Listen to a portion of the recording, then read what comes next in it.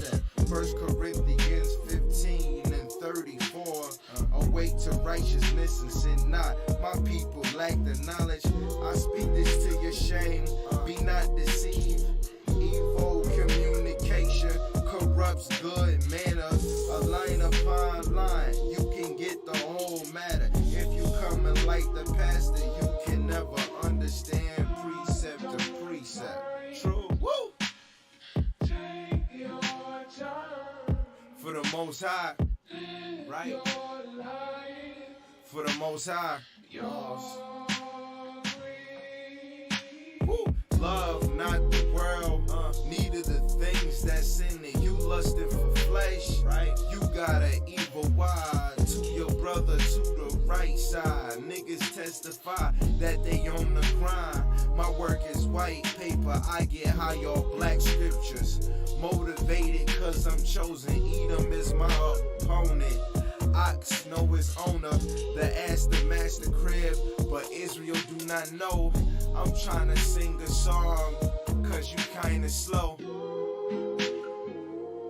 Wake up out of sleep, yeah, wake up out of sleep. For now is our salvation, more than we believe. The night is far spent, the day is at hand. Cast off the work of wickedness, I demand. Cast off the work of wickedness, I demand. Awake up out of sleep, wake up out of sleep. For now is our salvation. Sheesh. Take your time. For the Most High, live your life. For the Most High, woo! Can't stop thinking about it. 613 laws, statutes, and commandments. If you love the Most High, I think you might want to just keep them. Let's not take away. Let's not make no division. I'm kind of messing up though. I call myself sin. To catch me in this position, Israel, you chosen. Wake up. Wake up out of sleep.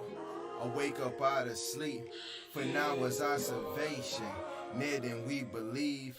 The night is far spent, the day is at hand. Cast off the work of wickedness, I demand. Take your time. For the Most High, true. Yahweh Hashem, Yahweh Shai. Yaga. Take your time.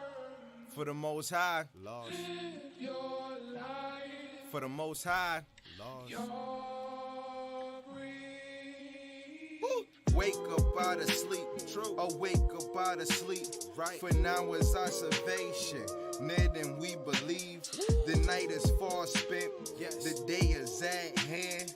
Cast off the work of wickedness, I demand. Cast off the work of wickedness, I demand. Romans 13:11 got a main concept. 1 Corinthians 15:34. Awake to righteousness and sin not. My people lack the knowledge. I speak this to your shame. Be not deceived. Evil communication corrupts good manners. A line upon line, you can get the whole matter. If you coming like the pastor, you can never understand precept to precept. True. Woo! Take your time. For the Most High, right? For the Most High, yours. Woo! Love not the world, neither the things that's in it. You lusting for flesh, right? You got an evil why to your brother to the right side. Niggas testify that they on the grind. My work is white paper, I get high on black scriptures. Motivated cause I'm chosen, Edom is my opponent. Ox know his owner, the ass the master crib, but Israel do not know. I'm tryna sing a song, cause you kinda slow.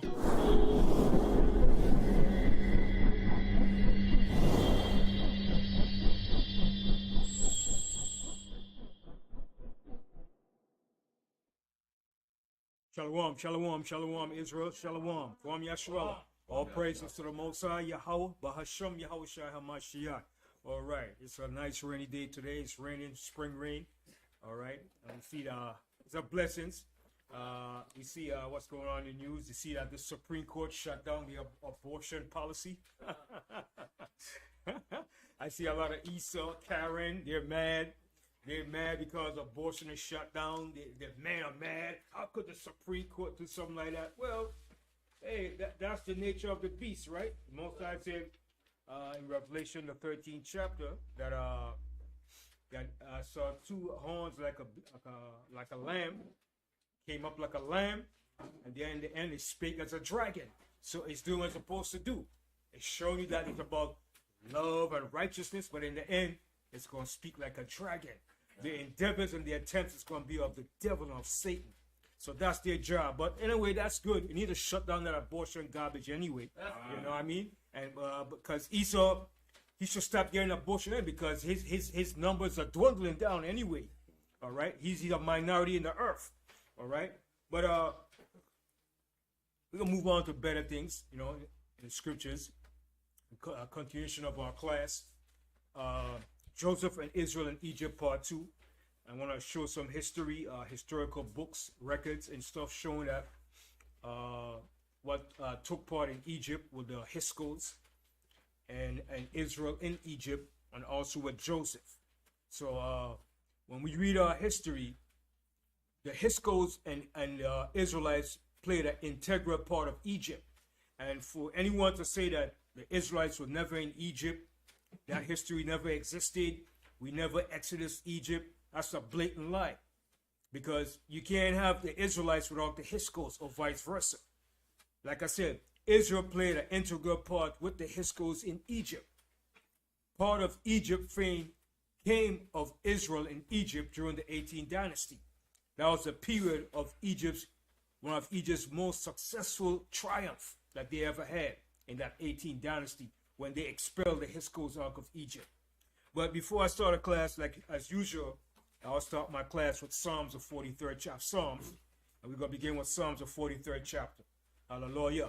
Let's go. Psalms chapter 43 and verse 1. Judge me, O Yahweh, and plead my cause against an ungodly nation. And that's what we want the Most High to do. To judge me, O Yahweh, and plead my cause against an ungodly nation. And we live in one of the most ungodly nations upon the face of the earth. All right? Continue. Oh, deliver me from the deceitful and unjust man. And deliver me from the deceitful and unjust man. And they're deceitful. They're very deceitful in their languages, in their policies that they make up. Everything that they do is very deceitful. All right? And they're unjust in their dealings towards us as a people. Continue. For thou art the power of my strength. Why dost thou cast me off? Why go I mourning because of the oppression of the enemy? And that's a question David was asking. And he was asking that question for the whole entire nation. Continue. O send out thy light and thy truth. Let them lead me. Let them bring me unto thy holy hill and to thy tabernacle. And he says, send out thy light and thy truth. All right? And let them lead me. Let them bring me unto the holy hill and to thy tabernacles. So this is what David was asking the Most High, to send out thy light and thy truth. Not only for David, but for all of us. All right? To lead us to that holy hill and to the Most High tabernacle. Continue. Verse 4. Then will I go into the altar of Yahweh, unto Yahweh my exceeding joy. Yea, upon the harp I will praise thee, O Yahweh, my power. And that's what David did. David praised the Most High when he played that harp, man. And that harp was a very, very powerful instrument that David sung songs upon. And David quieted that evil spirit in Saul. When the evil spirit rose up in Saul, David played that harp, man. And he plucked that harp, man. And you know that tune, music has a heavy vibration. When you hit that right note and that right tune, man, it could control frequencies, man. It's all about frequencies. Okay? Everything is a vibration and deals with frequency. And music has a very strong frequency when you hit that right note, man. All right? It does a lot of things. Continue. Verse 5. Why art thou cast down, O my soul? And why art thou disquieted within me?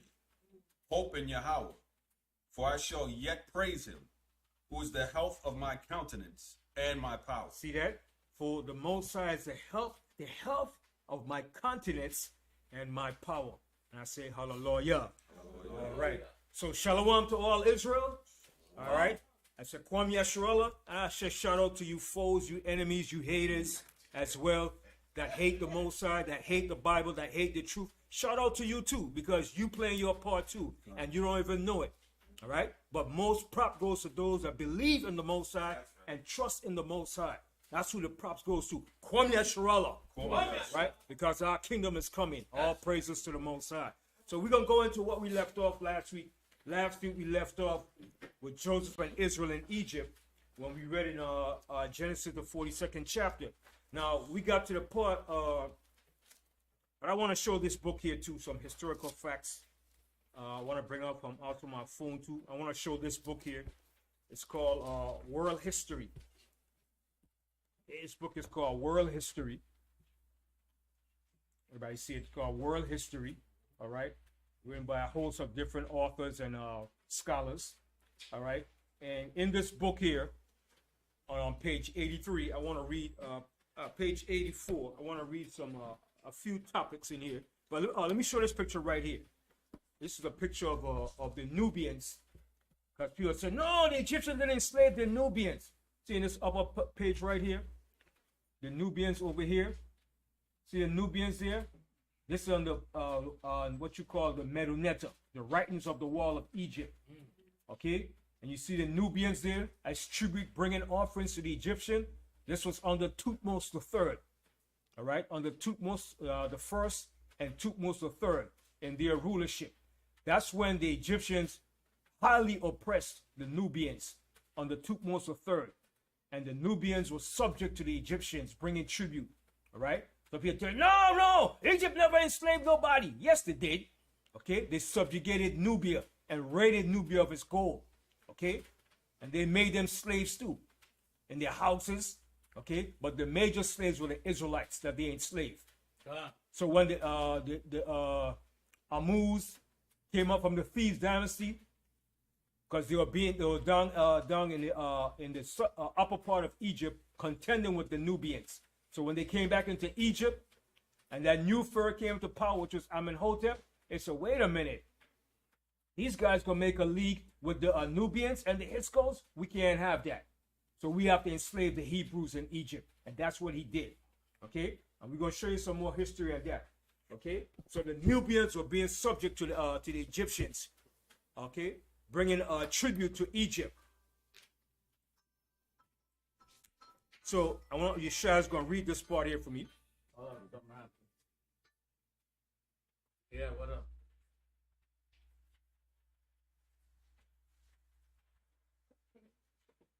This is on page 84.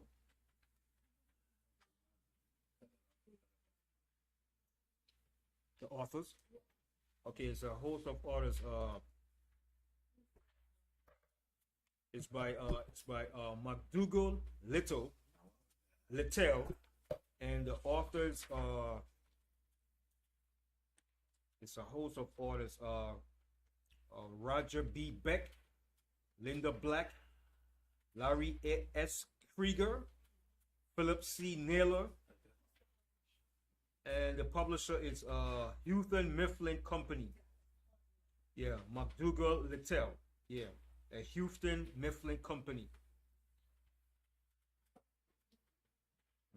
Well, it stopped. How it up? It froze. It froze? Wow.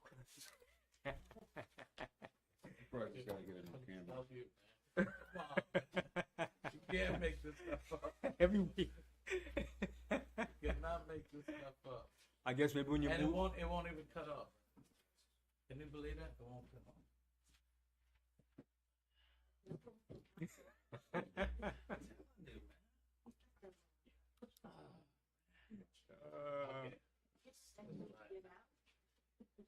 All right, so it's back on, right? Yeah, I guess it. All right. So we're back. I guess we're back. Zaquan. Yeah.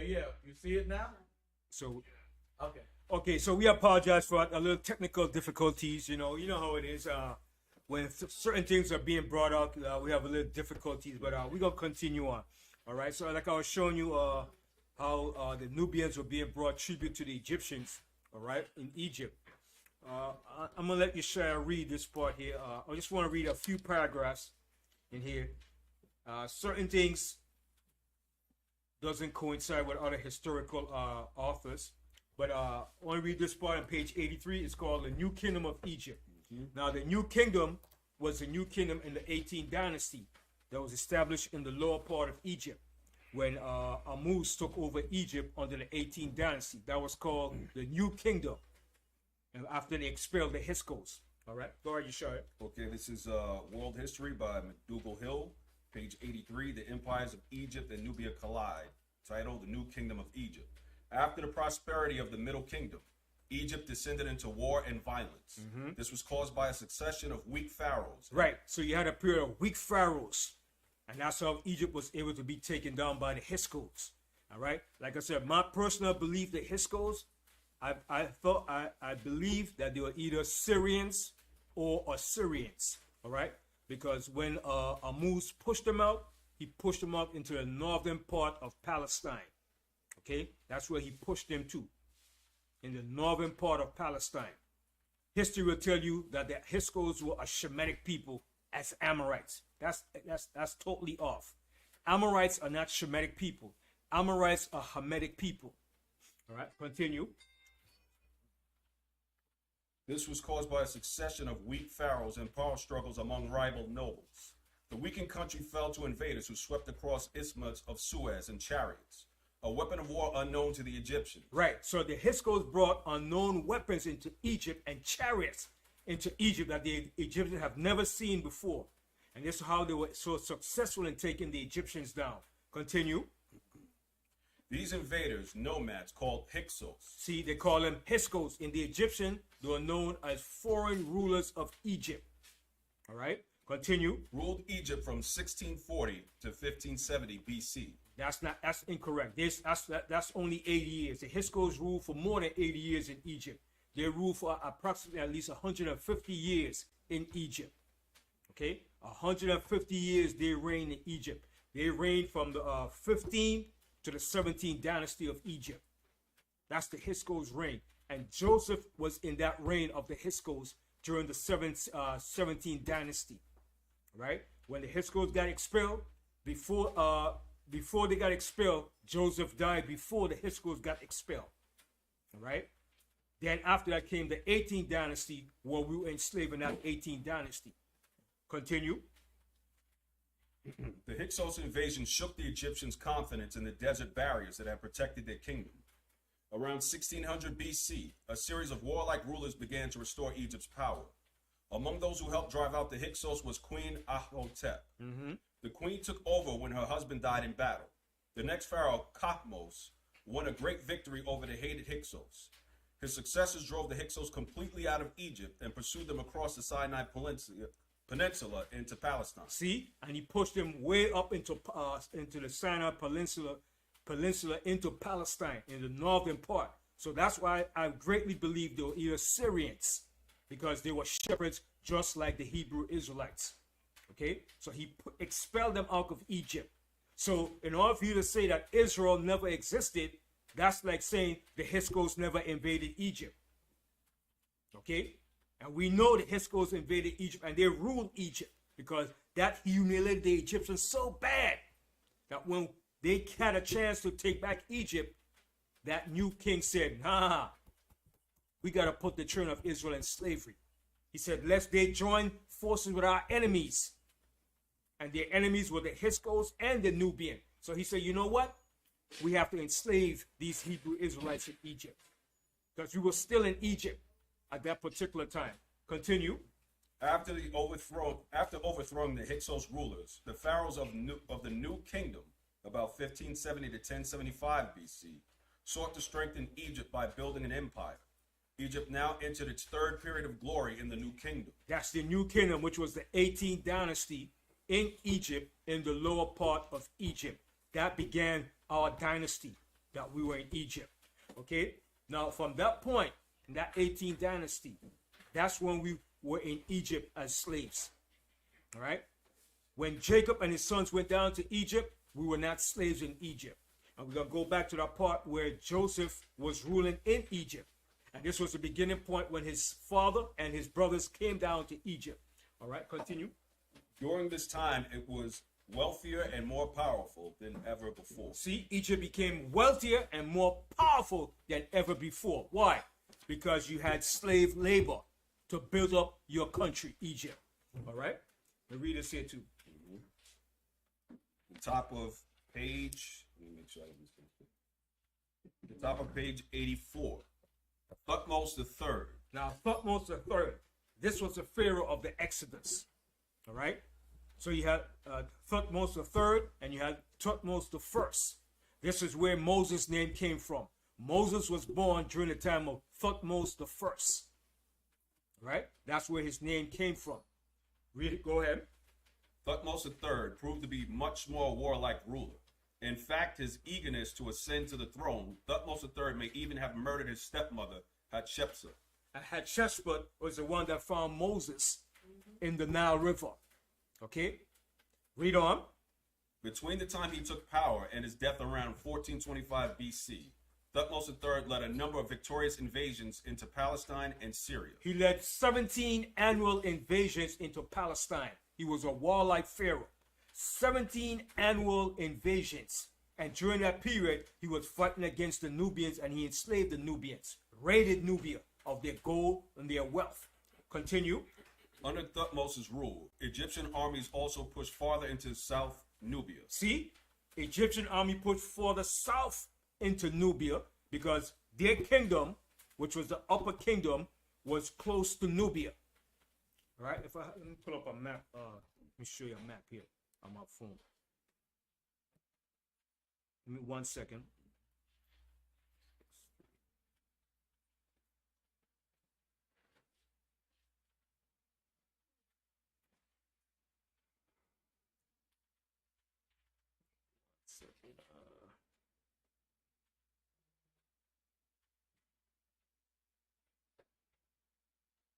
Okay, this map right here. Let me show this map. I don't know if you can pick this up on I don't know if it's gonna pick it up that clear. So it says there Egypt. Bring it down.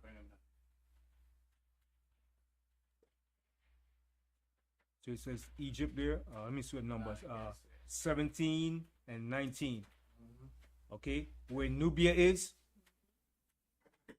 that's where the upper kingdom was situated in that area. All right. So when the Egyptian made a raid into Nubia, that's when they raided Nubia to get gold. Okay. So their kingdom was in that upper part of Egypt. Continue. Under Thutmose's rule, the Egyptian armies also pushed farther south into Nubia, a region of Africa that straddled the upper Nile River. See, go ahead. From the Blue Nile, the southern boundary of Nubia, to the shores of the Mediterranean was a distance of approximately 1,000 miles. Right. From where Nubia was situated up to the Mediterranean is approximately 1,000 miles. That's a long journey. That's a lot of mileage. Now, could you picture 1,000 miles? That's from here almost to where? That's almost all the way to, how far is that? Middle of the country. That's, yeah, halfway. That's halfway close to California. All right? Almost halfway to California. So that would be probably to Texas. All right? Go ahead. From the Blue Nile, the southern boundary of Nubia, to the shores of the Mediterranean was a distance of approximately 1,000 miles. From Nubia, Egyptian soldiers returned carrying gold. See, they returned carrying gold because they raided Nubia, okay? Every kingdom, when it came to power, it exploited other nations for its wealth. Okay? America did the same thing. All kingdoms did the same thing when they ruled. Continue. Cattle, ivory, and many captives whom they enslaved. See, many captives whom they enslaved. So they tell you, well, Egypt never enslaved nobody. Don't believe that, brothers. Egypt had chattel slavery just like America. That's where America got that from, chattel slavery from Egypt. Continue. The destinies of Egypt and Nubia would be connected for hundreds of years. Egypt was now a mighty empire. It controlled lands around the Nile and far beyond. In addition, it drew boundless wealth from them. Contact with other cultures brought Egypt new ideas as well as material goods. See, contact from other kingdoms made Egypt famous. Okay, from other Shemitic nations and countries in the in what you call the Middle East era. Continue. Egypt had never before, nor has it since, commanded such power and wealth as during the reigns of the new kingdom pharaohs. Right. So this 18th dynasty, man, became a powerful dynasty. Okay. Now jump over here now and read this part. This part here. Egypt's empire fades. After these invasions, Egypt never recovered its previous power. Egypt broke apart into regional units. Isolated rural populations erected their own walled defenses.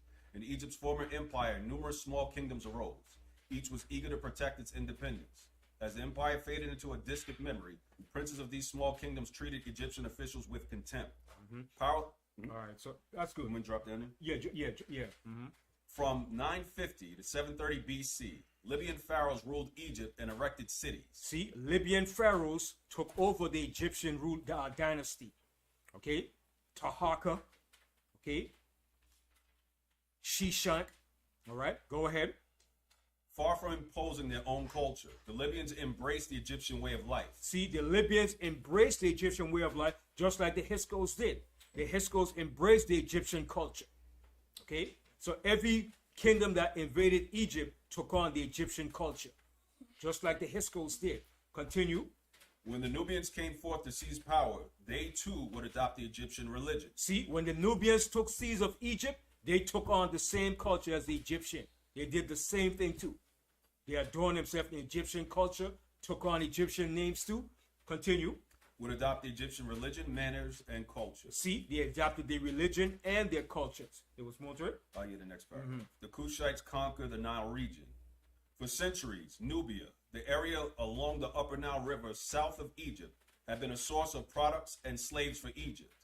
Egypt's domination of Nubia and the Nubian kingdom of Kush lasted for about 1,000 years. See how long they were invading Nubia and dominating Nubia? So don't believe that crap they tell you, oh, and Egypt never enslaved nobody. Okay? Because SETI will tell you, oh, you Hebrews, you hate Africans. Egypt hated the other African nations too, just as well. They conquered and subdued them. Okay? There's more to that? Go ahead. Between 2000 BC and 1000, during this time, the Egyptian armies raided and even occupied Kush for a brief period. See, they raided and occupied Kush for a brief period. Continue. But as Egypt fell into decline around 1000 BC, Kush was emerging as a regional power. Nubia would now establish its own Kushite dynasty on the throne of Egypt. See? So it was a back and forth rivalry with Nubia and Egypt. All right? So that's it on that. I just want to share that part of history, right? And now let's go back to Joseph and Egypt and Israel. Joseph and Israel. Let's go back to Genesis, right? I want to show you something here.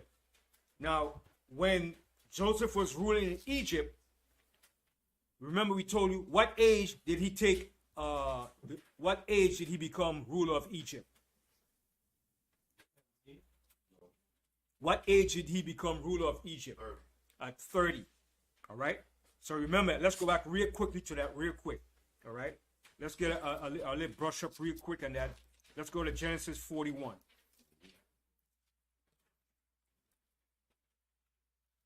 Verse 46. Genesis 41, yes. And Genesis 41 and 46. Genesis chapter 41 and verse 46. And Joseph was 30 years old when he stood before Pharaoh, king of Egypt. And Joseph went out from the presence of Pharaoh and went throughout all the land of Egypt. And in the 7 plenteous years, the earth brought forth by handful. Right. So at the age of 30, he was ruling Egypt. Now, when his father and his brothers came down to Egypt, they came down to Egypt in the 9th year of Joseph's reign in Egypt. So Joseph was 39 when his father and his brothers came down to Egypt. All right. Now jump down here to the 53rd verse. Verse 53. And the 7 years of plenteousness that was in the land of Egypt were ended. So that's 7 years. Those 7 years of plenty was coming to an end. All right, go ahead. And the 7 years of dearth began to come, So the 7 years of famine was starting to come upon the land now. Go ahead. according as Joseph had said. And the dearth was in all lands, but in all the land of Egypt there was bread. And when all the land of Egypt was famished, the people cried to Pharaoh for bread. And Pharaoh said unto all the Egyptians, Go unto Joseph, what he saith unto you, do. And the famine was over all the face of the earth, and Joseph opened all the storehouses, and sold unto the Egyptians. And the famine waxed sore in the land of Egypt. So the famine was sore. Okay, go ahead, continue. And all the countries came into Egypt to Joseph to buy corn, because the famine was so sore in all lands. All right, now go over here to Genesis, the 45th chapter, Genesis 45. We're gonna start from here. Genesis 45. And let's start from the first verse. Genesis chapter 45 and verse 1. Then Joseph could not retain himself before all them that stood by him. And he cried, caused every man to go out from him. And there stood no man with him, while Joseph made himself known unto his brethren. Okay, so at this time, Joseph made himself known to his brethren. He's going to reveal to them who he is. All right? Continue. And he wept aloud, and the Egyptians and the house of Pharaoh heard.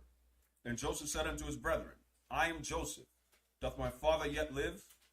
And his brethren could not answer him, for they were troubled at his presence. Right, they were surprised. They were shocked, like, damn, this is Joseph? They couldn't believe it. Right? Why did they not recognize him? Why could they have not recognized Joseph? Because he was shaven And what else? That's true. and he wearing Egyptian clothing. Right, he was wearing Egyptian clothing, so he looked totally different. Right. All right, and this was almost what? Now at this time now he was 39 years old. Okay, so it's like what? 17. That's about what? 39. That's 12. That's what? Almost over 20 something years. 20 years since his brothers haven't seen him. All right, but they thought he was dead. So when he made himself known to them, they was like, what? Joseph? Because he looked totally different. Shaved, wearing Egyptian clothing, looking like Egyptian. All right? Continue. Verse 4. And Joseph said unto his brethren, Come near to me, I pray you. And they came near. And he said, I am Joseph your brother, whom ye sold into Egypt. Now therefore be not grieved, nor angry with yourselves, that ye sold me hither. For Yahweh did send me before you to preserve life. So the Most High set the whole thing up so Joseph could be that ruler and to preserve life for his family and for Israel in Egypt. Right? The Most High set the whole scene up in Egypt. All right? Continue. For these 2 years hath the famine been in the land, and yet there are 5 years. So this is the second year of the famine. The 7 years of plenty have gone already. So now this is the second year of the famine. So now this is the 39th year of Joseph ruling Egypt. He's right here. He's at the age of 39 in Egypt. All right. Continue. And yet there are 5 years. He said there are 5 more years of the famine. All right. So 2 years. We're already into the second year of the famine. So the 7 year of plenty went by. So now this is the second year of it. All right. Continue. In the which there shall neither be earning nor harvest, earing nor harvest. And Yahweh sent me before you to preserve you, a posterity in the earth, See what the Most High did? To preserve a posterity in the earth. Go ahead. and to save your lives by a great deliverance. So now it was not you that sent me hither, but Yahweh. And he hath made me a father to Pharaoh, and a lord to all his house, and a ruler throughout all the land of Egypt. And a ruler throughout all the land of Egypt. Now, mind you, this is the time of the H.O.D.C in Egypt ruling. And he became that ruler under the Pharaoh.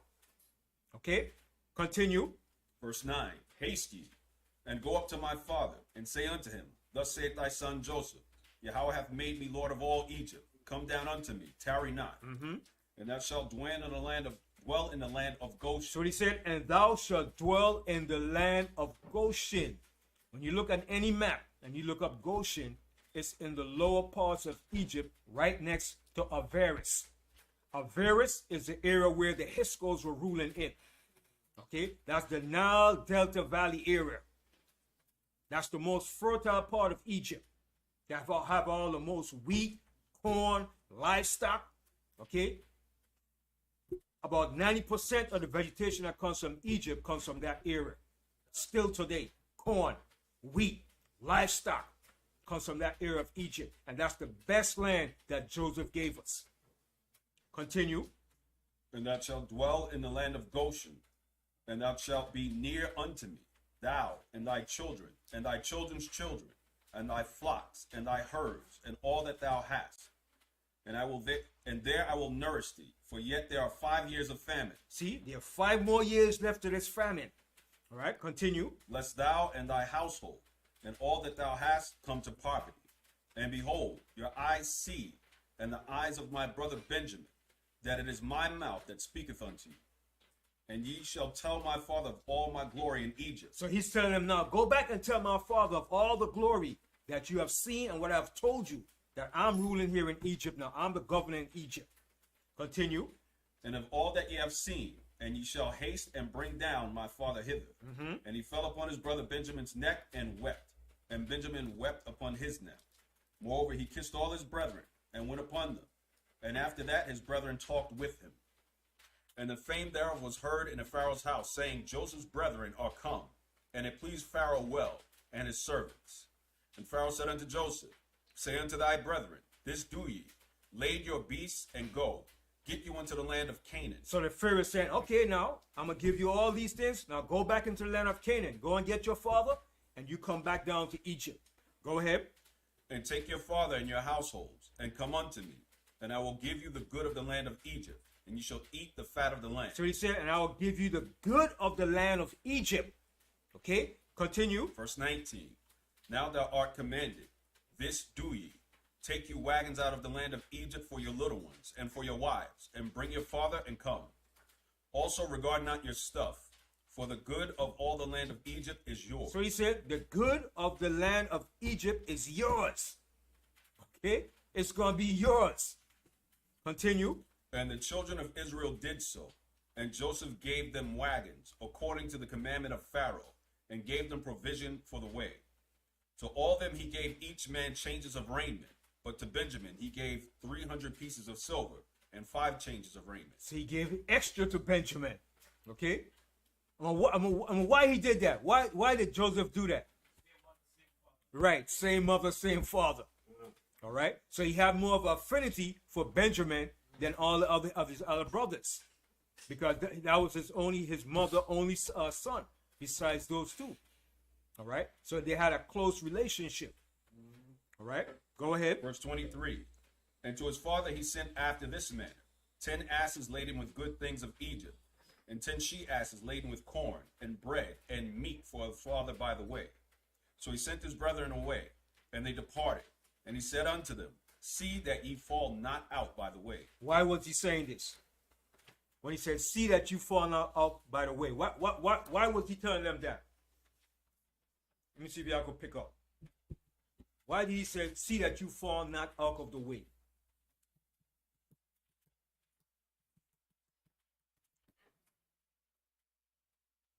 Remember, it was a famine, right? So people don't have food. So what's going to be the outcome now? If they fall, not fall victim, but fall into the other ways of, as far as wrongdoing. I didn't say it. Nah, you was getting there, but you went off track. Yeah, I didn't say it. Yeah. I know what you mean. I think it was more like being robbed. Right, being robbed, because everybody's desperate now. There's no food. So the only place you're going to get food is down in Egypt. So if you come back with food now, I see you. I'm a bandit. Oh, man, they got food. Let's go raid them, man. Go raid these guys. They got food. You understand? Right. So that's why they came down to Egypt together. Okay, if you came by yourself, you know you're going to get robbed by merchants. It's every man for himself. There's no food. All right? So he gave them food in galore, in abundance. So now they're going back now. That's a long journey now. So he said, be careful now because everybody's out there trying to rob to get food. You understand? Pirates. I'm a pirate. I need food. All right? Go ahead.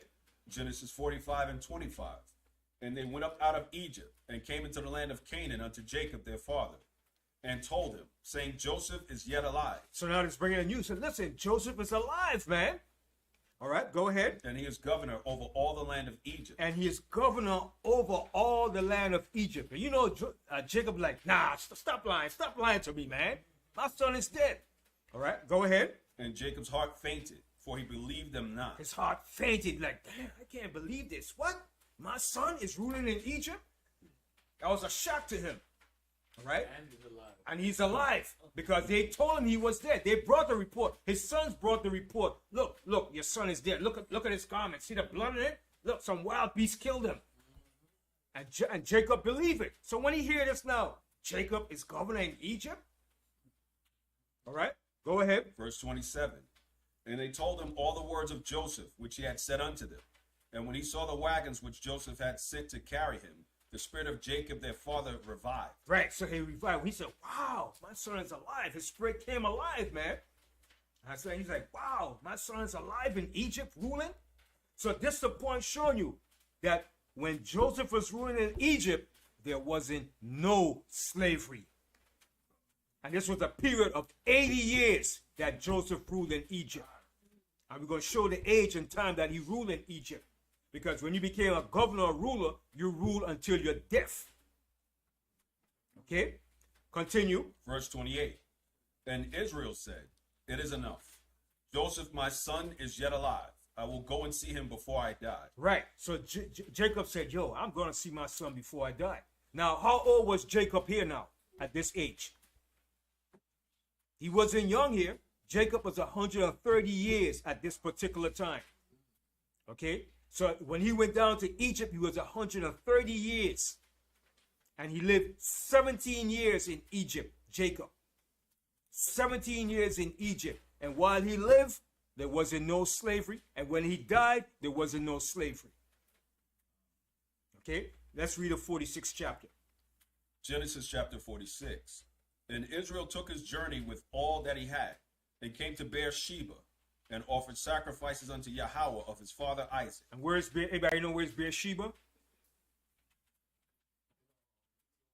No. Beersheba is in the land of Israel. It's south. It's going down south, Beersheba. All right? It's in the land of Israel. Okay, go ahead. And Yahweh spake unto Israel in the visions of the night, and said, Jacob, Jacob. And he said, here am I. And he said, I am Yahweh, the power of thy father. Fear not to go down into Egypt, for I will there make of thee a great nation. Now, at this point now that Jacob is going to Egypt, this is going to begin the second half of the 215 year of us being in Egypt. From that point to the Exodus is 215 years. So this begins the next part of the 215 years. Okay, continue. And I will go down with thee into Egypt, and I will also surely bring thee up again, and Joseph shall put his hand upon thine eyes. And Jacob rose up from Beersheba, and the sons of Israel carried Jacob their father and their little ones, and their wives, in the wagons which Pharaoh had sent to carry. And they took their cattle and their goods, which they had gotten in the land of Canaan, and came into Egypt, Jacob and all his seed with him. See, Jacob and all his seed with him. Go ahead. His son. Jacob's son. And his son's son. And his son's son. So he saw his grandchildren. All right. Actually, he saw his great-grandchildren. All right. He saw his sons, Levi, Judah, Benjamin. And Levi had sons. Benjamin had sons. All right. So Jacob saw his sons, his great-grandchildren. Not his great, but his grandchildren. His grandchildren. Go ahead. His daughters and his sons' daughters, and all his seed brought he with him into Egypt. So now they're going to Egypt. All right. Continue. And these are the names of the children of Israel, which came into Egypt. Jacob and his sons. Reuben, Jacob's firstborn. All right. So Jacob, Reuben, his firstborns. Go ahead. And the sons of Reuben, Hanak, and Phalu, and Hezron, and Carmi. Now all these sons here were born in the land of Canaan. They weren't born in Egypt. Okay, go ahead. And the sons of Simeon, Jemuel, and Jamin, and Ohad, and Jahim, and Zohar, and Shaul, the son of a Canaanitish woman. See, the son of a Canaanitish woman. Their mother was a Canaanite woman. But were they still Israelites? Yes. But he's telling you his mother was the son of a Canaanitish woman. But they're still Israelites. All right, go ahead. And the sons of Levi, Gershon, Kohath, and Merari. See, and these three sons of Levi, Goshen, Kohath, and Merari. All right, all these three sons were born in Canaan. And when you get to the part in Egypt, Kohath is a family line that Moses came from. And when you see, there was only 2 generations of them that was born in Egypt during the slavery. Amram and Moses. That can't give you 400 years. It's impossible. All right? Because Kohath was already born in the land of Canaan. So when Kohath went to Egypt, he had his sons. Amram, and then Amram had Moses. That's only 2 generations after. All right? And we're going to show you that when we get to that part in Exodus. Continue. Verse 12. And the sons of Judah, Er, and Onan, and Shelah, and Pharez, and Zerah. But Er and Onan died in the land of Canaan. And the sons of Pharez were Hezron and Hamul. And the sons of Issachar, Tola, and Puvah, and Job, and Shimron. And these sons of Zebulun, Sereg, and Elon, and Jahleel. These be the sons of Leah, which she bare unto Jacob in Padan Aram. Everybody know where's Padan Aram? Who knows where's Padan Aram? The name alone tells you where it is. Aram. Aram is the biblical name for what place? Syria. So that's where Jacob had his sons, in the land of Syria. His sons were born in Syria, in Padan Aram. Aram is a biblical name for Syria. Right? Go ahead. With his daughter Dinah. All the souls of his sons and his daughters were 33. And the sons of Gad, Ziphion, and Haggai, Shuni, Esbon, Eri, and Arodi, and Areli. And the sons of Asher, Jimnah, and Ishua, and Isui, and Beriah, and Sarah, their sister. And the sons Beriah, Heber, and Machiel. These are the sons of Zilpah, whom Laban gave to Leah his daughter. And these she bare unto Jacob, even 16 souls. The sons of Rachel, Jacob's wife, Joseph and Benjamin. And unto Joseph in the land of Egypt were born Manasseh and Ephraim, which Asenath, the daughter of Potipharah, priest of On, bare unto him. Right. So his wife was an Egyptian of the royal family. Okay? But this Egyptian here, I think, was of the H.O.D.C, because remember, the H.O.D.C took on the same Egyptian customs and cultures. All right? Continue. Verse 21. And the sons of Benjamin were Bela, and Becher, and Ashbel, Gera, Naaman, Ehi, and Rosh, Mupim, Hupim, and Ard. These are the sons of Rachel, which were born unto Jacob. All the souls were 14. And the sons of Dan, Hushim. And the sons of Naphtali, Jazeel, and Guni, and Jezer, and Shelem. These are the sons of Bilhah, which Laban gave unto Rachel his daughter. And she bare these unto Jacob. All the souls were 7. All the souls that came with Jacob into Egypt, which came out of his loins, besides Jacob's sons' wives, all the souls were 66. Now, when it says here 66, right? Why does it say 66 right here? Let me see if y'all thinking. Altogether was 70. Jacob entire family was 70 total. But why does it say 66 right here? Because somebody throw you and say, see, it's a contradiction right here, but it's not. Joseph and his sons were already in Egypt. All right? And he wasn't counting himself, Jacob. He was only counting all the rest of his sons and daughter. So now, Joseph was in Egypt with his 3 sons, which makes what? You add 66 plus 3 is how much? 69. And Jacob make what? 70. So it's 70 altogether that came out from his loins, from his family. So he didn't count Joseph at this particular time because Joseph and his sons were already in Egypt. All right, so read that verse again. Verse 26. All the souls that came with Jacob into Egypt, which came out of his loins, besides Jacob's sons' wives, all the souls were 66. 66, all right, in total. All right, go ahead. Verse 27. And the sons of Joseph, which were born him in Egypt, were 2 souls. All the souls of the house of Jacob, which came into Egypt, were 70. So the total of all of them together is 70. 70 of us were in Egypt. Okay, continue. Verse 28. And he sent Judah before him unto Joseph, to direct his face unto Goshen. And they came into the land of Goshen. And they came into the land of Goshen in the Nile Delta Valley region, which is Lower Egypt. All right? I always remember that name, Goshen. Okay, continue. And Joseph made ready his chariot, and went up to meet Israel his father, to Goshen, and presented himself unto him. And he fell on his neck, and wept on his neck a good while.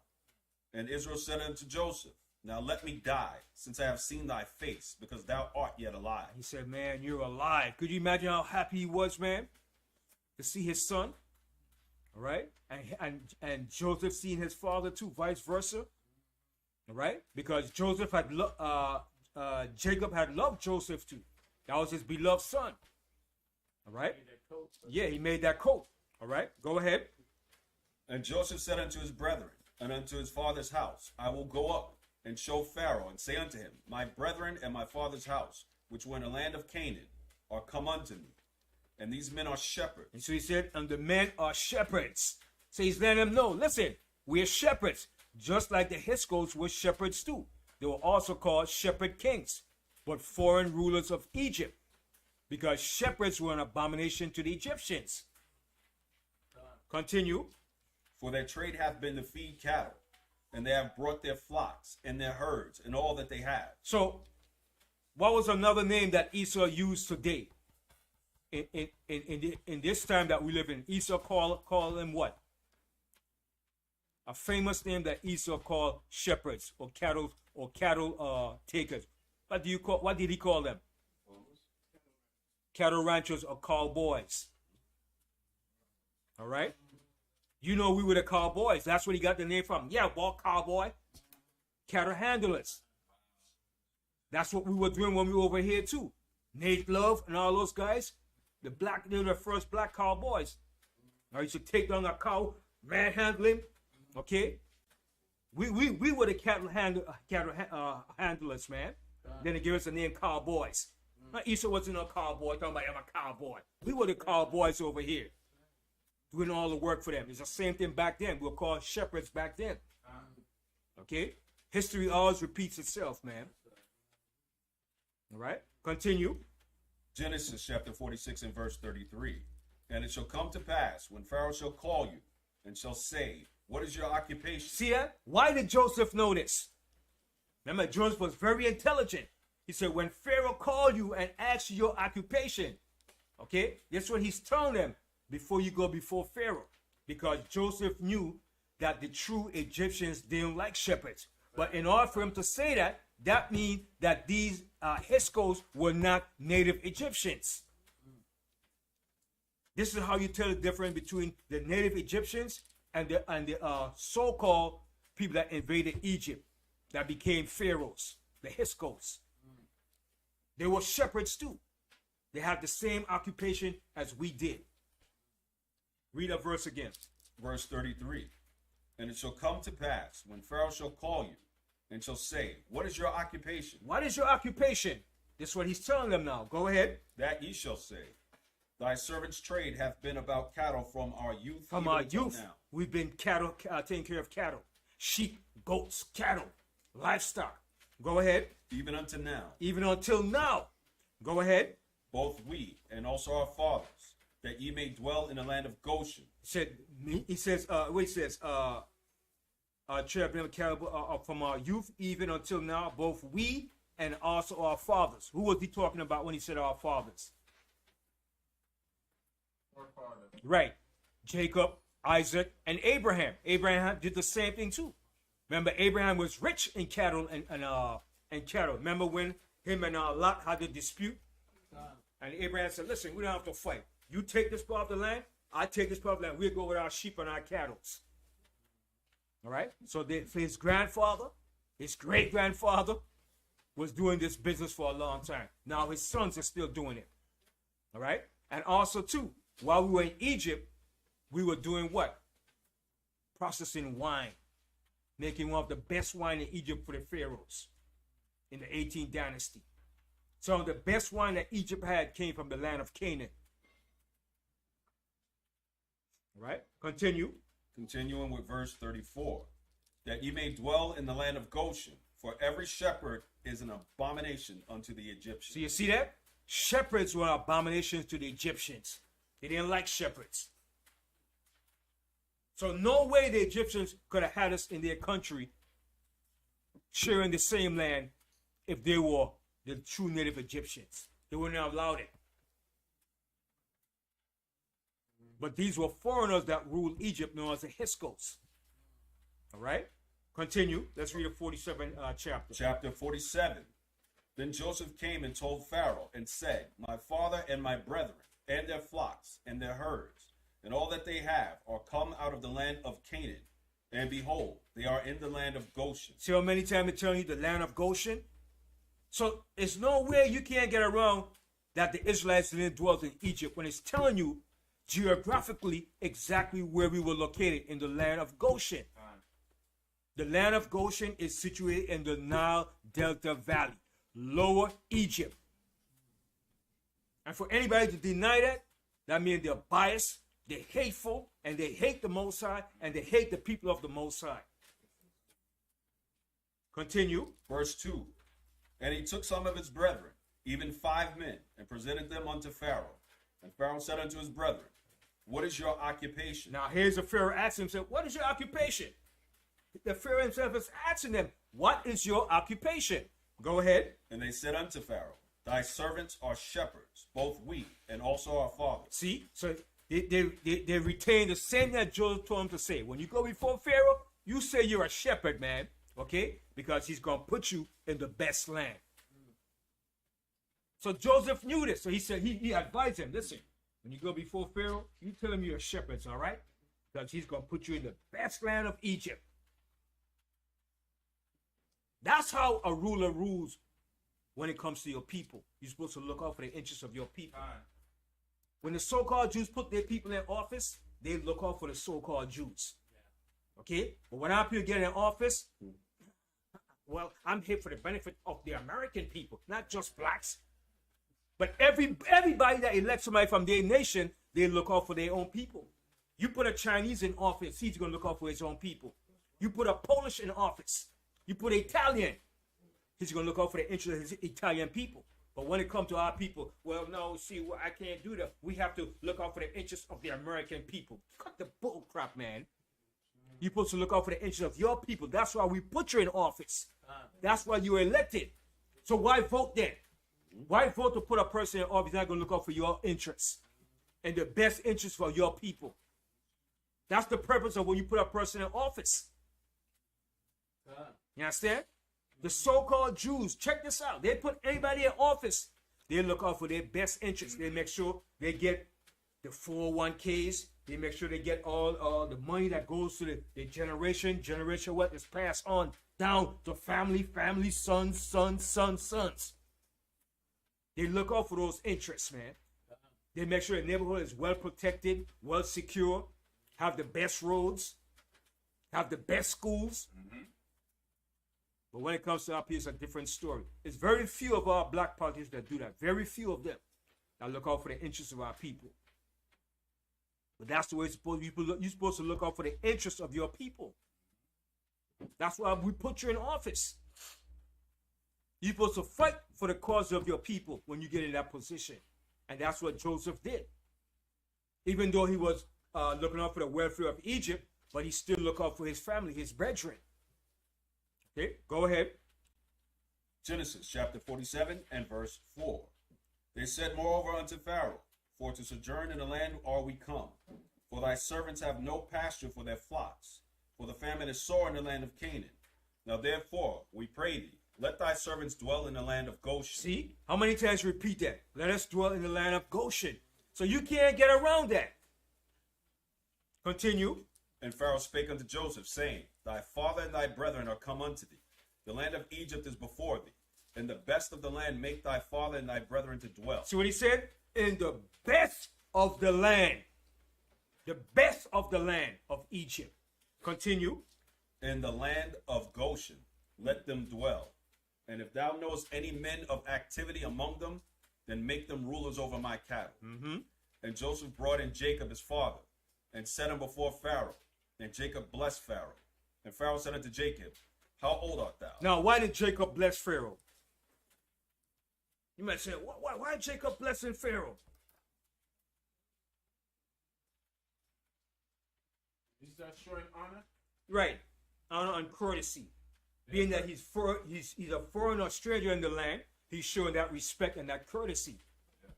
Okay? Okay? So don't get it twisted like, why Jacob blessing Pharaoh? He's showing respect. And and the Pharaoh is showing hospitality towards him. So him as a wise old man is showing the same gratitude and respect. And then again, the scripture said, be wise as a serpent. And harmless as a dove. You understand? So you got to show that. You're an old man. You got sons. You got to show your wisdom too. Show your gratitude.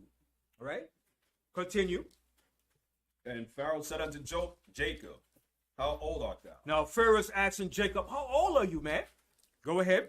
And Jacob said unto Pharaoh, the days of the years of my pilgrimage are 130 years. So I'm 130 years. Jacob was 130 years when he went down to Egypt. Continue. Few and evil have the days of the years of my life been, and have not attained unto the days of the years of the life of my fathers in the days of their pilgrimage. So what is he saying? He said, what is he telling him right here in brief? Read that part again when he says, few and evil have the days of the years. Few and evil have the days of the years of my life been, and have not attained unto the days of the years of the life of my fathers in the days of their pilgrimage. So what is he telling Pharaoh right here? He's saying that he been through a hard life. Close to. And the forefathers, he didn't get to prospect what they did. Close to. Forefathers lived to be 9 and 8 and 700 years. Yeah, they lived longer than him. He said, I'm just a tidbit. He said, my life ain't nothing compared to the life of my fathers before me. Because Abraham lived to be, 175 years. Then you go further back up, they live longer. All right? So he said, man, I'm just on the bottom of the lifespan of my fathers before me. All right? Go ahead. Verse 10. And Jacob blessed Pharaoh, and went out from before Pharaoh.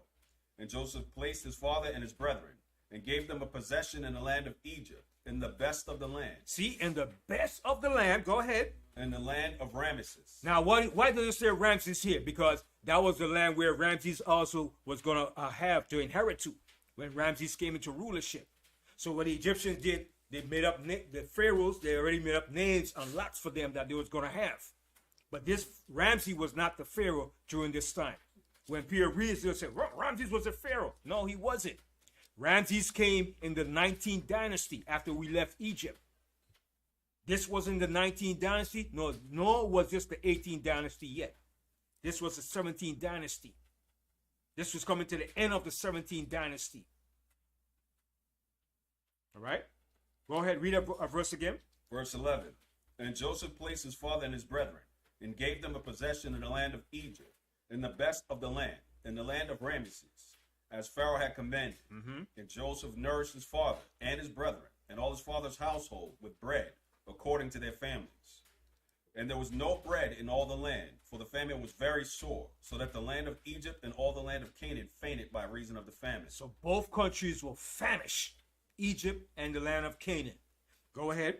And Joseph gathered up all the money that was found in the land of Egypt and in the land of Canaan for the corn which they brought. And Joseph brought money into Pharaoh's house. And when money failed in the land of Egypt and in the land of Canaan, all the Egyptians came unto Joseph and said, Give us bread, for why should we die in thy presence? For the money faileth. Right, so money didn't mean nothing then in the time of famine. So everybody had to what? Barter. They had to trade. If you had cattle, you had to trade. Money didn't mean nothing then. All right, continue. And Joseph said, Give your cattle, and I will give you for your cattle if money fail. And they brought their cattle unto Joseph, And Joseph gave them bread in exchange for horses, and for the flocks, and for the cattle of the herds, and for the asses. And he fed them with bread for all their cattle for that year. When that year was ended, they came unto him in the second year, and said unto him, We will not hide it from my lord, how that our money is spent. My lord also hath our herds of cattle. There is not aught left in the sight of my lord, but our bodies and our lands. Wherefore shall we die before thine eyes, both we and our land? Buy us and our land for bread, and we and our land will be servants unto Pharaoh. And give us seed, that we may live and not die, that the land be not desolate. And Joseph brought all the land of Egypt for Pharaoh.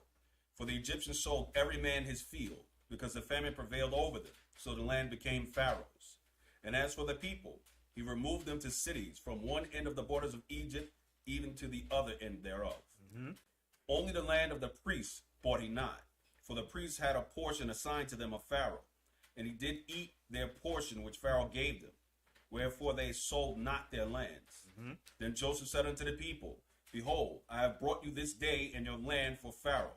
Lo, here is seed for you, and ye shall sow the land. So Joseph was top notch, running all the affairs of Egypt, the granaries, the affairs, all right? What you call the merchants buying everything. He was over all the affairs of that. Okay, the commodities. Okay, yes. Also shows that he had a high intelligence. Very intelligent. Than The Egyptians, yeah. Yeah, he was giving them advice and a lot of intellect in how to do certain things. As he was the top man in that rulership right there. Okay, the pharaohs looked to him for answers and how to keep Egypt afloat. Continue. Genesis 47 and 24. And it shall come to pass in the increase that ye shall give the fifth part unto Pharaoh, and 4 parts shall be your own, for the seed of the field, and for your food, and for them of your households, and for food for your little ones. And they said, Thou hast saved our lives. Let us find grace in the sight of my Lord, and we will be Pharaoh's servants. And Joseph made it law over the land of Egypt unto this day. See, he made a law over Egypt. Okay, a law over Egypt. And the Egyptians and them still kept that same law and custom that Joseph introduced. Continue. That Pharaoh should have the 5th part, except the land of the priests only, which became not Pharaoh's. And Israel dwelt in the land of Egypt, in the country of Goshen, and they had possessions therein, and grew and multiplied exceedingly. And this was under Joseph. All right, this was under Joseph. We grew and we multiplied exceedingly in the land of Goshen. Continue. And Jacob lived in the land of Egypt 17 years. See, Jacob lived in the land of Egypt for 17 years. So he lived a total of 147 years altogether. But he lived 17 years in Egypt. Continue. So the whole age of Jacob was 147 years. And the time drew nigh that Israel must die. And he called his son Joseph, and said unto him, If now I have found grace in thy sight, put, I pray thee, thy hand over my thigh, and deal kindly and truly with me. Bury me not, I pray thee, in Egypt. So Jacob said, listen, when I die, don't bury me in Egypt. Bury me back in the land of my fathers. Okay? Continue. But I will lie with my fathers, and thou shalt carry me out of Egypt, and bury me in their burying place. And he said, I will do as thou hast said. And he said, Swear unto me. And he sware unto him. And Israel bowed himself upon the bed's head. Right. So whenever a person made an oath or swore an oath, they live out that oath. And he swore to his father. He said, Swear to me that you will bury me back in the land of my fathers. And Joseph said, I will do it. Yes. Jacob heard from the Most High, told him that that land will be given to his seed. To his seed. Yeah, He was promised, Abraham. yeah, to Abraham, yeah. All right. Yes. Also, what I see there too is when he told him that to make sure he's not buried there, Joseph. did the same thing too. But Joseph was embalmed, but his body, eventually, when they left out of Egypt, they took his body up. So Joseph was embalmed. And that was the thing of Egypt. Right? And Joseph knew that science too. Because remember, he lived all his life in Egypt. You understand? Yes. Related to the scriptures that I understood, why they would want their body to bury somewhere else if the resurrection is in a different process? Because they wasn't born there. They want everything want to be back into the land of your origin. That's a tradition. That's something that's deeply spiritually ingrained in our forefathers. You want to be brought back into the land that was given to you, the land of your birth, your nativity. Right. Even to say some people, foreign people in different countries, man, don't bury me here. Take me back to my country where I was born. A lot of Africans, when they come here, no, take me back to my country in Africa. Take me back to Nigeria. I don't want to be buried here. Take me back over to Nigeria. A lot of people do it. Even some Europeans do it too. Understand? Yeah. I just want to say something pertaining to that. Say for instance, never the Most High put me to sleep. Right? I'm talking with somebody now, when the brother said that I'm gonna have a spiritual, Hebrew burial.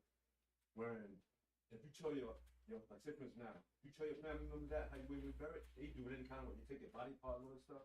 That's all I want to say. Pertaining to that. And I'll be buried, like Hebrew buried. All right, go ahead. Genesis chapter 48 and verse 1. And it came to pass after these things that one told Joseph, Behold, thy father is sick. And he took with him 2 sons, Manasseh and Ephraim. And one told Jacob and said, Behold, thy son Joseph cometh unto thee. And Israel strengthened himself and sat upon the bed. So now he was old and getting old, tired. It's time for him to depart. There's one thing with our forefathers, we always knew when it was time to go home. And they didn't have much of a fear of that. You understand? They understood that it's time for you to pass on. You leave your inheritance to your sons, and wherever you prepare everything, and you know that your time is coming. It's time to transcend. Most people today are like, no, I don't want to die, man. But that's part of living too, man. Right. You have to prepare for death too. And I know that's a hard thing. Like, damn, prepare for death? What, brother? Why are you jinxing me? But it's not jinxing. It's something you have to preparation. Abraham did the same thing. Right. Isaac did the same. That's why they able to have lot and burying place for them when they died. Right? So they were preparing for that time when it came. Because remember, we're pilgrims on this earth. We're not going to be here forever. And they understood this. All right, continue. Genesis 48 and 3. And Jacob said unto Joseph, Yahweh Almighty appeared unto me at Luz in the land of Canaan, and he blessed me. And said unto me, Behold, I will make thee fruitful, and multiply thee, and I will make of thee a multitude of people, and will give this land to thy seed after thee for an everlasting possession. And now thy 2 sons, Ephraim and Manasseh, which were born unto thee in the land of Egypt, before I came unto thee into Egypt, are mine. As Reuben and Simeon, they shall be mine. See what Jacob did? He said, your 2 sons, even though they were born in Egypt, shall be just like Reuben and my other sons. Right? Continue. And thy issue, which thou begettest after them, shall be thine, and shall be called after the name of their brethren in their inheritance. And as for me, when I came from Padan, Rachel died by me in the land of Canaan in the way, when yet there was but a little way to come unto Ephrath. And I buried her there in the way of Ephrath. The same is Bethlehem. Right. So Bethlehem is in the land of Israel too. All right. The house of bread. Bayaflacham. All right. Go ahead. And Israel beheld Joseph's sons and said, Who are these? And Joseph said unto his father, They are my sons, whom Yahweh hath given me in this place. And he said, Bring them, I pray thee unto me, and I will bless them. And that was a tradition of fathers and our forefathers to bless your sons before they died. Remember, Isaac did it to who? Who? Esau and Jacob. Before he died, he blessed his sons. All right. Before Abraham died, he did it when he had who? Ishmael and Isaac. All right. That was a normal practice and tradition to bless your sons, to leave up blessings, and that blessing will go on, man. You'll leave a blessing or a curse, and that curse will stick too. All right. And that blessing will stick too. Because remember, he blessed Esau with what? A sword. That's his trademark. All right? And he still lived by that sword today, man. Okay? That's his blessings, man. That's why Esau said, over my dead body, you take away the constitution of the bare arms. He said, over my dead body, you'll never take away my rights to bear arms. He believes in that, man. The NRA, Charleston Heston, when he was over it, you don't mess with that, man. Take away his weapons, you could, boy, that would be a fight of your life. Over my dead body. That constitutional right to bear arms, they believe in that, man, strongly. Okay, and because they know, they don't know it spiritually, but they know it physically. That's my right. Understand? But the elites know spiritually that's their blessings. The rest of the people, the peons, they don't know it. They're just going according to what they've been taught. Right. But if they knew spiritually that was their blessing, it would be a whole total different ball game. But they're just going intuitively, okay, it's my right to bear arms, I need my guns. But if they knew spiritually that was their destiny and their blessing, boy, it would be something else, man. Okay? So they know that blessing. So now here, Jacob was going to bless Manasseh and Ephraim. Okay, continue. Genesis chapter 48 and verse 10. Now the eyes of Israel were dim for age. So what does that mean when it says eyes was dim? Right. His eyesight wasn't that good, so he couldn't see that good. Just like Isaac, when he was blessing Esau and Jacob, and his eyes was dim. So he said, let me feel you. He said, the voice sounds like Jacob, but the body is of Esau, hairy. You're feeling it all over. He said, wait, the voice sounds like Jacob. All right. But when you're blind, your senses, for some reason, become stronger. You could pick up and feel things different. You know what I'm saying? So he knew the only way to be sure was to feel him. He said, damn, I feel all this here like a damn goat. This is Esau. Man. You know what I mean? All right, go ahead. And he brought them near unto him, and he kissed them, and embraced them.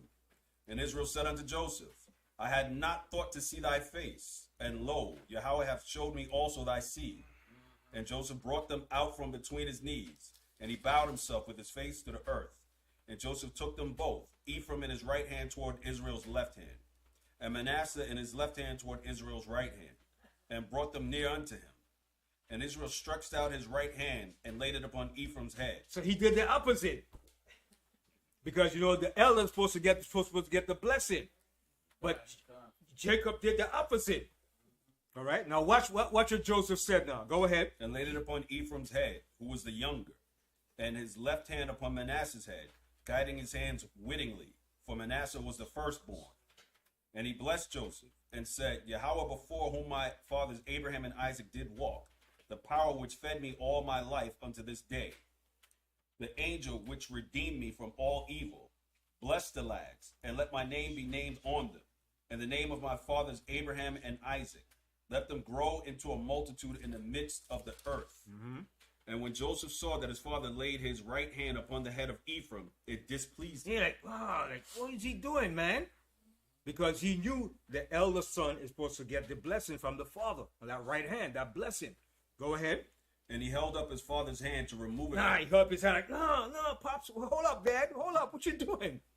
All right, go ahead. To remove it from Ephraim's head unto Manasseh's head.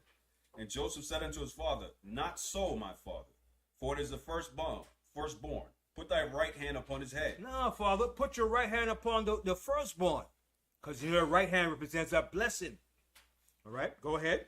And his father refused and said, I know it, my son. I know it. But how did Jacob know this? It's the spirit. It's a spiritual thing. The Most High was guiding him spiritually. He said, I know it, my son. I know, son. I know. Go ahead. He also shall become a people, and he also shall be great. But truly his younger brother shall be greater than he, and his seed shall become a multitude of nations. And he blessed them that day, saying, In thee shall Israel bless, saying, Yahweh make thee as Ephraim and as Manasseh. And he set Ephraim before Manasseh. And Israel said unto Joseph, Behold, I die. But Yahweh shall be with you, and bring you again unto the land of your fathers. Moreover, I have given thee one portion above thy brethren, which I took out of the hand of the Amorite with my sword and with my bow. All right. So now we're not going to do the 49th chapter. Go over to the 50th chapter. Go over to the 50th chapter over here now. All right. Genesis 50. Verse 1. And Joseph fell upon his father's face, and wept upon him, and kissed him. And Joseph commanded his servants, the physicians, to embalm his father. See what Joseph commanded? The physicians to embalm his father. All right. That was the top science in Egypt. Mummifying or embalming the bodies. So Joseph knew about this too. Okay. So he embalmed his father. That's why Egypt was able to preserve a body for thousands of years, hundreds of years, man. Okay. You got mummies still today intact. All right. When Esau archaeologists exposed and opened the bodies, like, man, we couldn't believe it. Okay. Bodies still intact, mummified. And when they took the DNA and what they took X-ray pictures to link it up to the facial features, they was able to identify them to the pharaohs that was ruling during that time. Through the bone structure and everything, man. Body intact.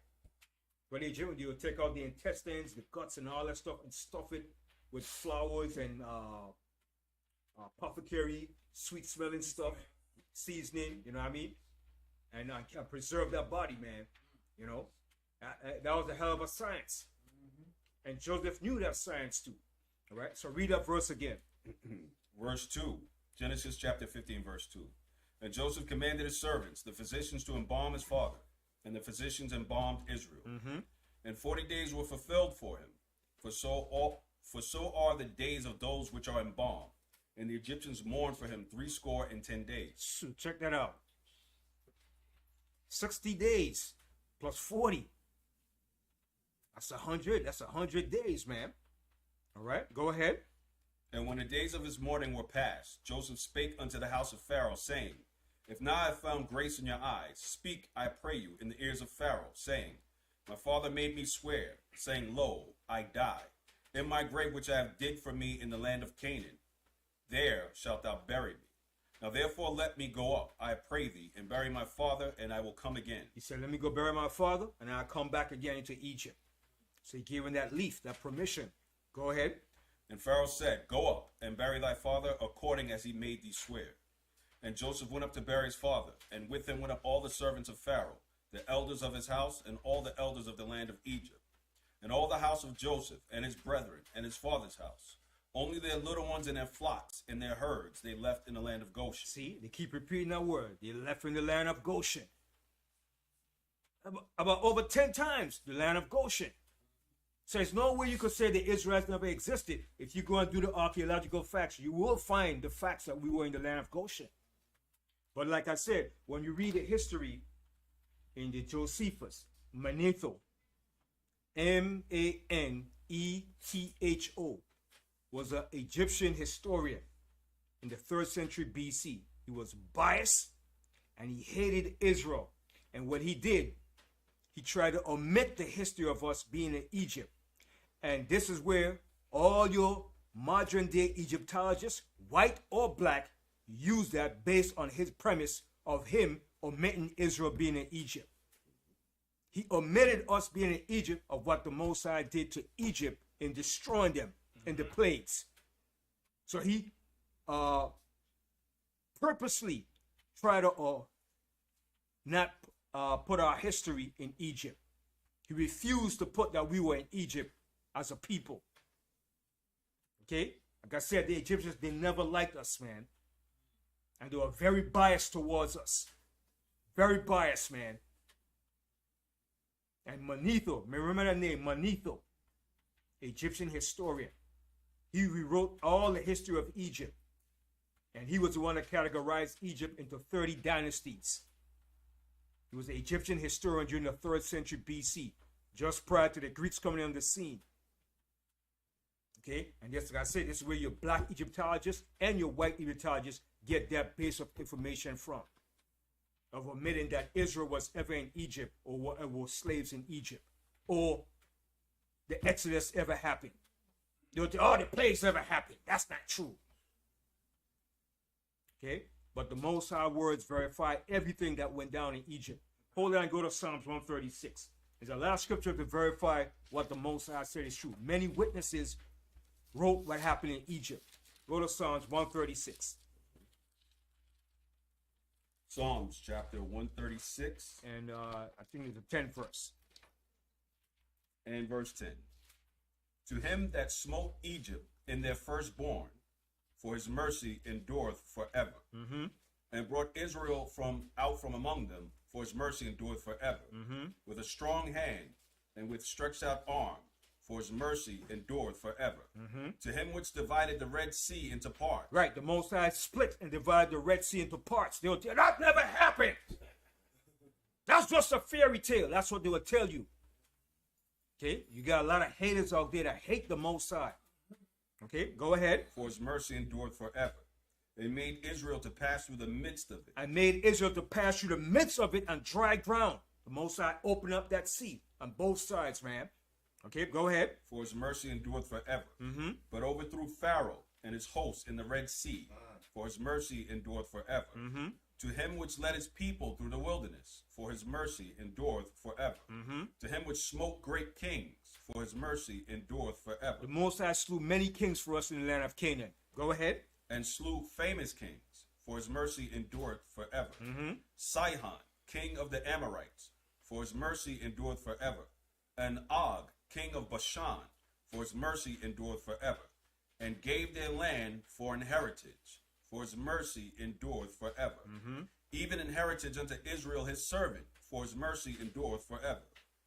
Who remembered us in our low estate, for his mercy endureth forever. Right, continue. And hath redeemed us from our enemies, for his mercy endureth forever. Who giveth food to all flesh, for his mercy endureth forever.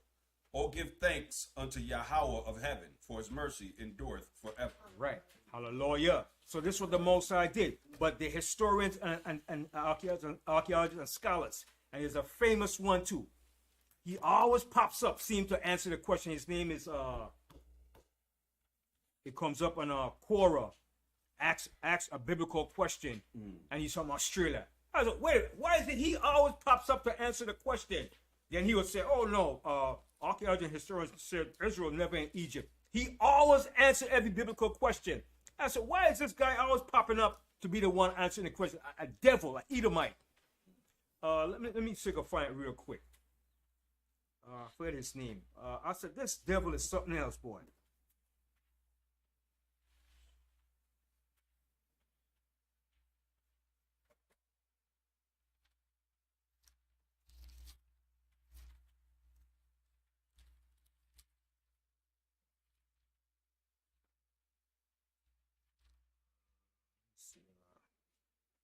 But he's from Australia. And he, every time he poses a biblical question, when did the Exodus happen? He would say, well, according to archaeologists and Egyptologists, it never happened. He's always there to answer some biblical question. They ask, did Moses live in Egypt? Well, no, there's no historical record that Moses lived in Egypt. He's a lie. And he's always, I said, where is this guy always there answering the questions? Then he's basing upon lies. Okay? Then you don't say, according to archaeologists and historians, this never happened. It was just a fairy tale.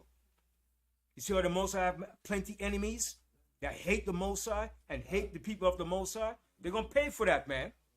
Okay? And a lot of our people believe it too. When they read, oh yeah, he's telling the truth. Yeah, that's true. And these Egyptologists promote that lies too. Remember when they came there about 2 weeks ago? The guy came up and said that there were never slaves in Egypt. What? He said there were never slaves in Egypt. Egypt never had slaves. Where is he getting that from? From your black Egyptologists. Okay? They promote and teach that because they understood what the Most High did to Egypt. And a lot of your Egyptologists are atheists too. They're atheists. The white ones too are atheists. They're the biggest one. And your black ones copy from the white one. Okay? So continue reading on. Genesis chapter 50 and verse 9. And there went up with him both chariots and horsemen, and it was a very great company. And they came to the threshing floor of H.O.D., which is beyond Jordan. And there they mourned with a great and very sore lamentation. And he made a mourning for his father 7 days. And when the inhabitants of the land, the Canaanites, saw the mourning of the floor of H.O.D., they said, "This is a grievous mourning to the Egyptians." So they was calling them Egyptians because they were dressed and looked like Egyptians in the garb that they were wearing. But they weren't really Egyptians. But according to the Canaanites, according to what they was dressed, because every culture had a certain dress code. You all know that, right? Every culture or nation had certain dress codes. All right? And our dress code was different from all the different nations. That's why when Joseph's brothers came into Egypt, he recognized them from their dress codes and the beards that they were wearing. Okay? Our dress code was different than the other nations. Okay? For instance, what type of clothing did the Egyptians wear? What type of clothing did the Egyptians wear? From the nobles to the peasants.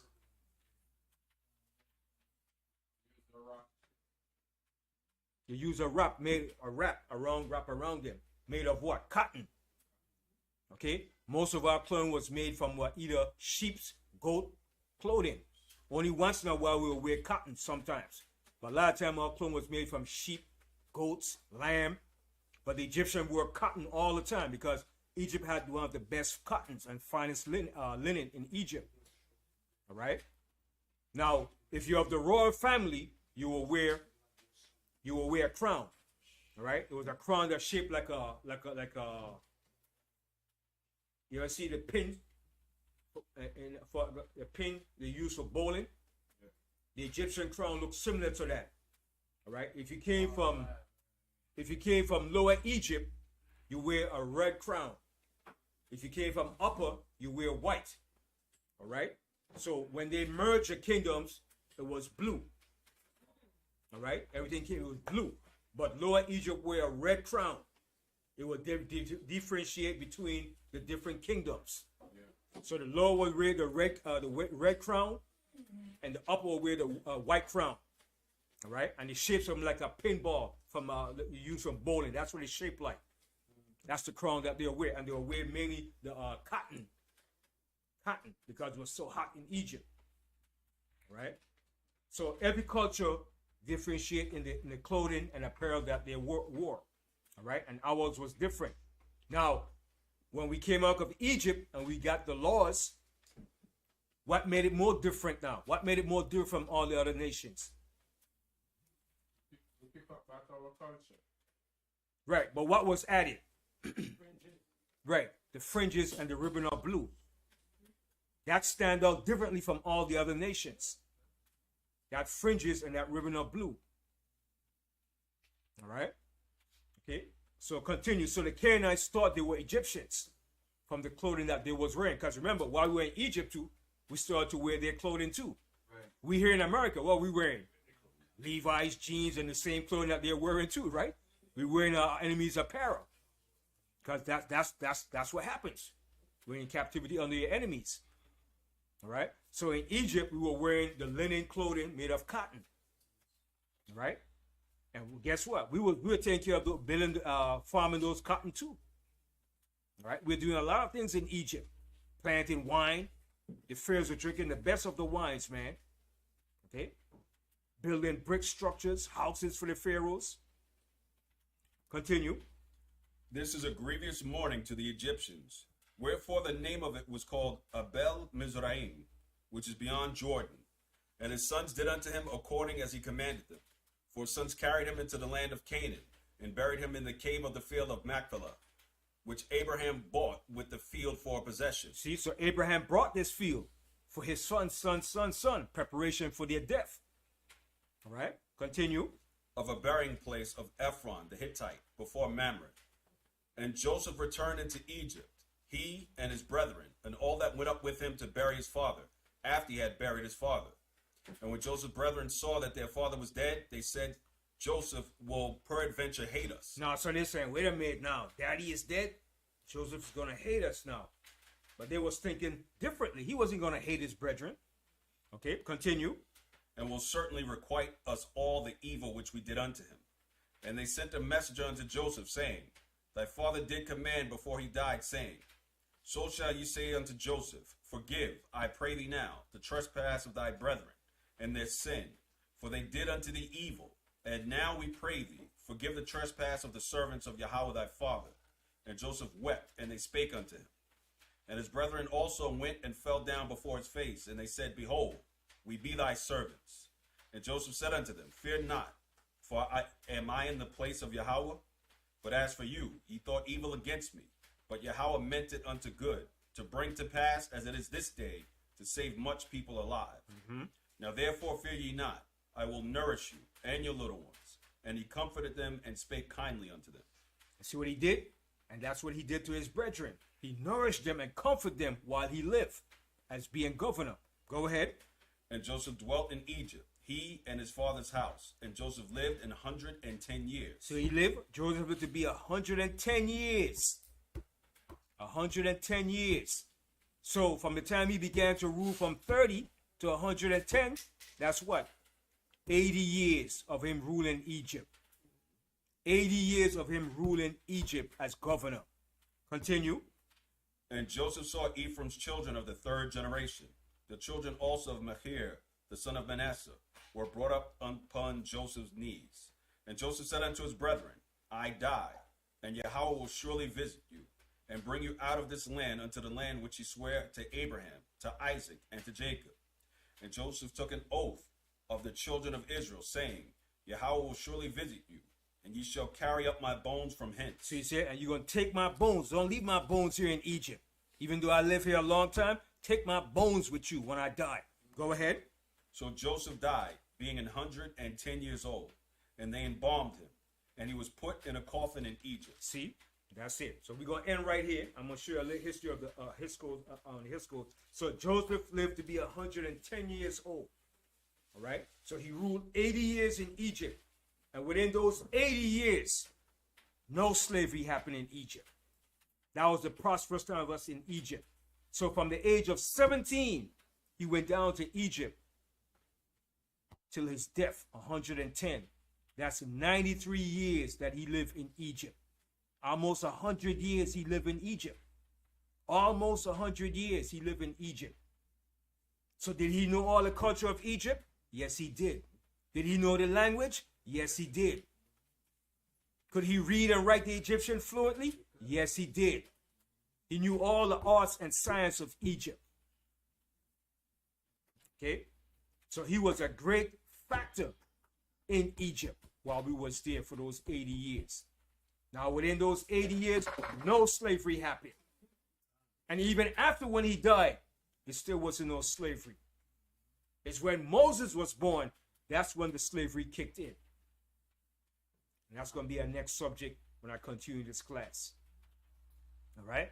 So we see so far, it's no way you could get 400 years as slaves in Egypt. There's no way. It's impossible. All right? Because this dynasty, I'm going to give you a little history. You got some scholars that has it 257 years, and some have it for 255 years that the 18th dynasty lasted for. Now, this scholar, his name is, let me give you his name. And you can look it up.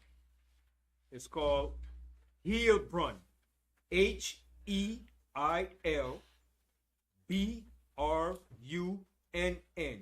Heilbrunn. Heilbrunn.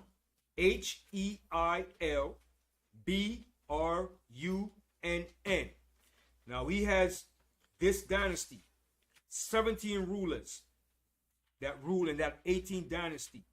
And he has the beginning period with Ammuz, 1550 BC.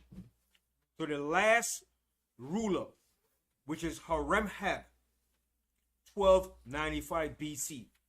Count him, how many years is that? 1550 BC to 1295 BC.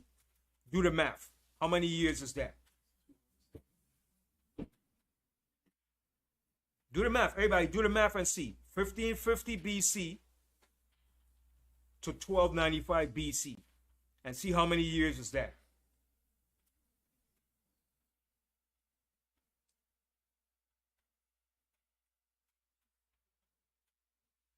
You sure? 1550 BC to 1295 BC. 255. How much? 255. 255. 255 years. 1550 BC to 1295 BC is 255 years.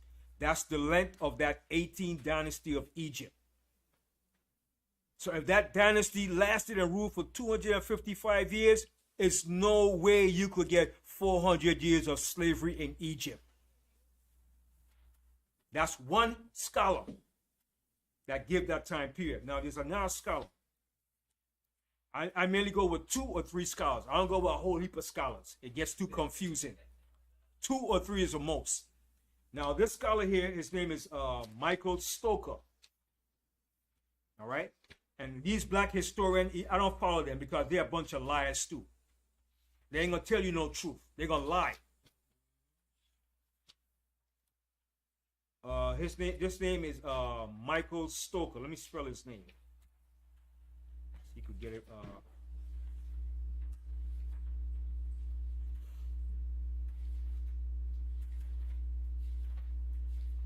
1 second.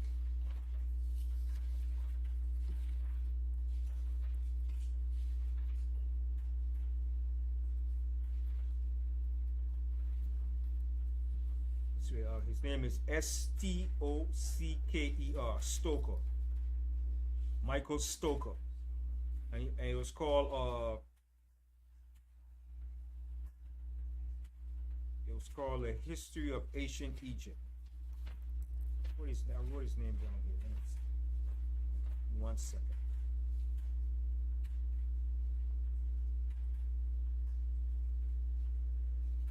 Right, by Michael A. Stocker. Right, Stocker. Michael A. Stocker. All right, and he had other. These are other historians and scholars: Eric Hornung, Eric Brown, John Romer, Mark Van D. Meerup. These are other scholars, and he had the golden age of Egypt was the 18th dynasty. Right. And this is where the source of information came from. And he has here the 18th dynasty of Egypt reigned or ruled, lasted 257 years, beginning with Ammuz and ending with Horemheb. He has 1550 BC to 1293 BC. Right? But I'm going to go with 255. Why am I going with 255 years?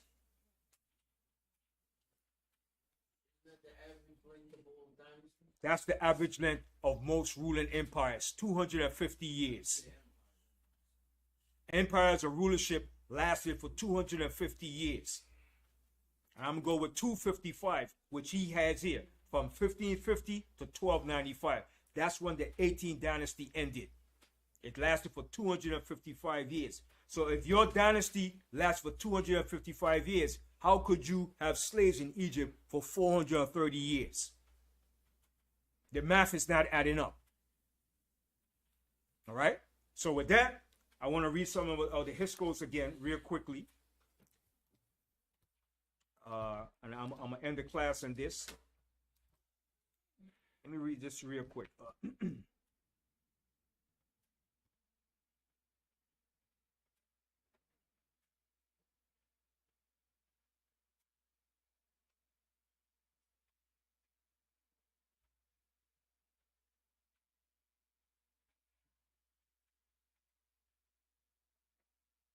And Yeshua, I want you to read this for me. It's called The Fall of the H.O.D.C.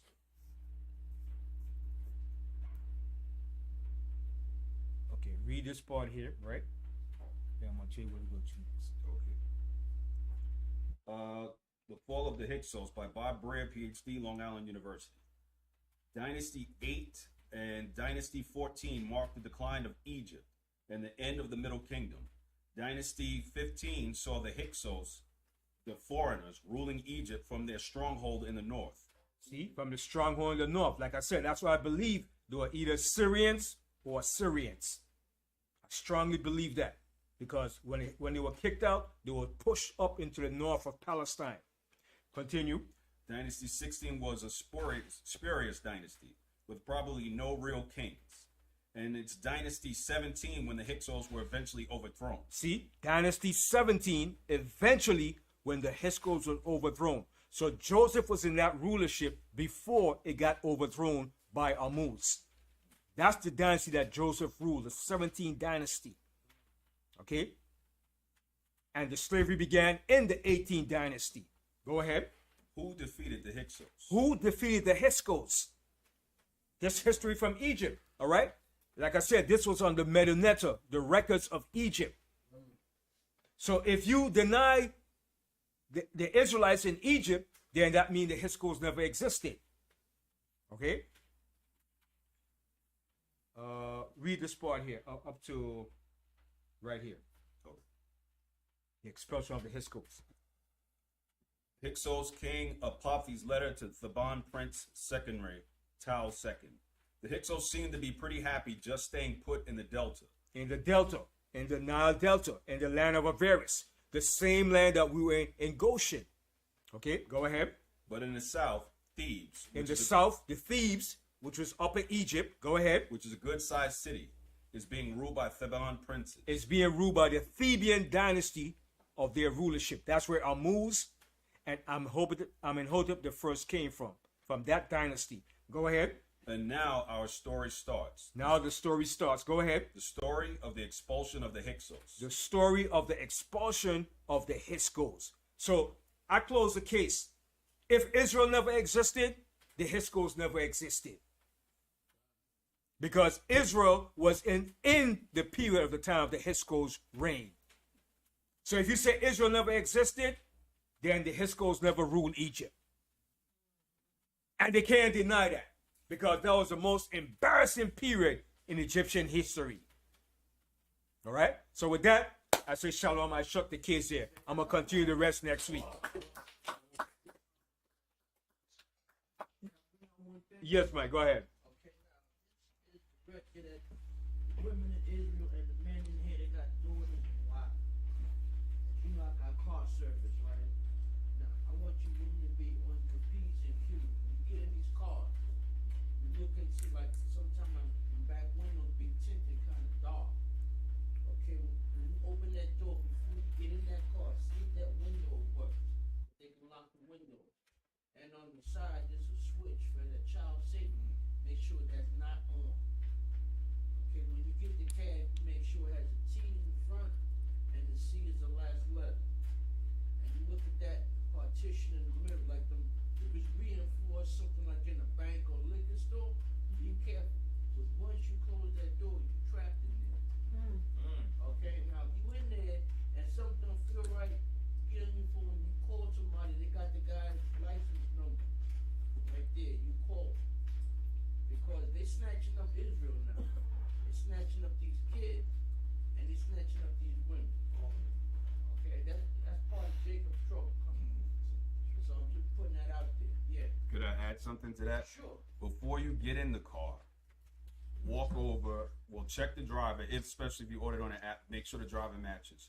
Put your hand on top of the car. You'll leave a fingerprint on top of it, or a handprint. When you get in the car, if there is no partition, consider, one, is there somebody else in the car? Nobody else should be there.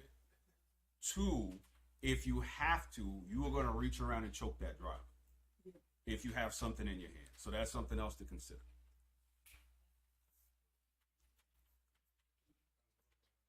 And text somebody while you're in there. Let them know your location. If it's on an app, there's a button you can click, share my location, and they know exactly where you're going, and there's a timestamp on it. If you can't share it, send a text out. Your text is timestamped. Everything gives an idea of where you were, and if they want to, they can find where that text message was sent from, what cell tower it went to. But worst case scenario.